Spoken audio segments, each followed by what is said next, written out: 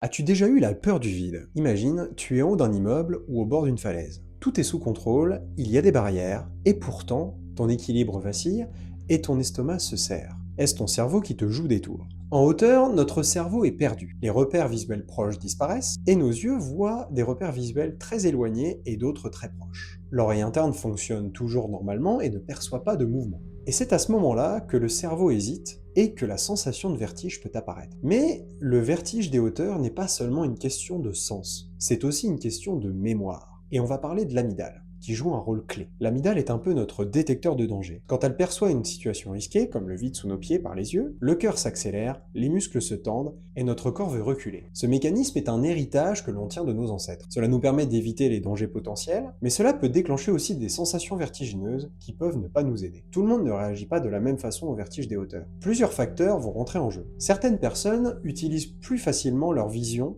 que leurs autres sens corporels. Elles sont donc plus à même à ressentir des vertiges. Le stress et l'anxiété peuvent également jouer un rôle dans la perception et notamment dans le vertige des hauteurs. Des problèmes vestibulaires peuvent entraîner des troubles de l'équilibre qui peuvent également déclencher de l'acrophobie. Il existe plusieurs techniques pour diminuer cette acrophobie, notamment fixer un point très proche afin de rassurer son cerveau, fléchir légèrement les genoux pour obtenir une meilleure stabilité, ou alors travailler avec des exercices spécifiques de rééducation vestibulaire pour réapprendre correctement à vivre avec ces vertiges. Le vertige des hauteurs n'est pas seulement une peur, c'est un mélange entre nos sens et nos émotions. Et toi, est-ce que tu as déjà ressenti un vertige des hauteurs? Dis-le moi en commentaire et abonne-toi si tu veux en savoir plus sur le mystérieux monde des vertiges.